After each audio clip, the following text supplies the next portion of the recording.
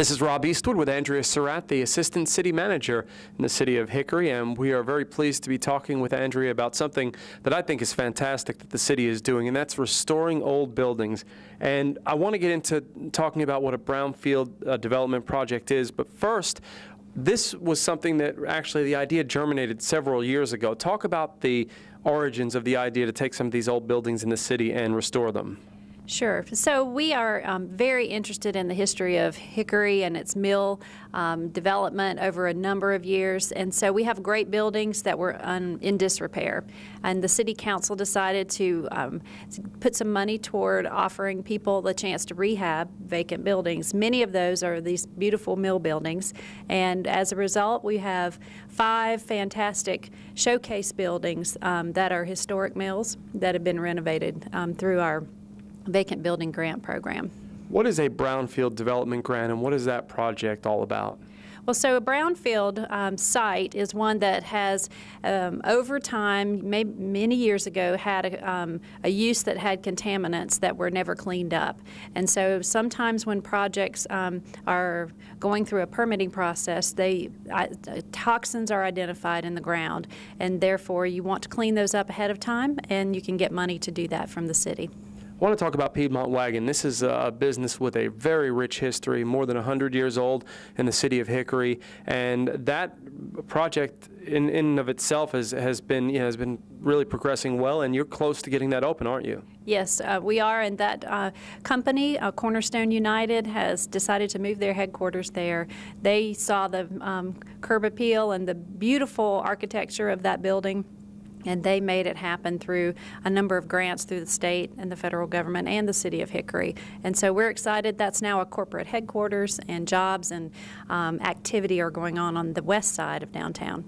Now, that's an inspiring spaces development. Talk about what that project is. We just wanted to make sure the community was aware that these projects are happening because of grants that are coming along through the city and the state and fed sources, but we also wanted people to know that this is what changes Hickory for the better, and that we all have to have a part in that, whether or not you're doing private development, whether you're part of the city or in terms of reviewing, or whether you're a customer going or an employee going to those buildings. It takes everybody to make a new successful destination.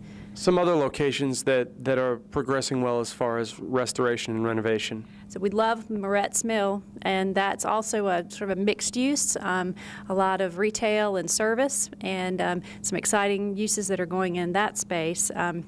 We love that project, as well as Lyerly Mill. Lyerly is now the home of Transportation Insight, so another corporate presence in our community that has decided to permanently invest in land and buildings in Hickory, moving from the western edge of downtown from lease space into this building that's now their permanent corporate campus. Restoring these previously empty buildings seems to almost be a movement in Hickory. Why do you think that is the case in the city? Well, I think we had just a sequence of things that happened. The recession started to lift. We had access to tax credits. We had vacant building grant dollars. We had private investment. And we had people with vision. So companies that see that the trend in other cities is to go back and restore, reuse, renew those things that are beautiful and precious, even though they might look a little rough right now. They've seen the value in doing that. And it's also in the urban core where people want to be. So not out on the fringes, but somewhere close in so people can dine and shop and exercise right nearby.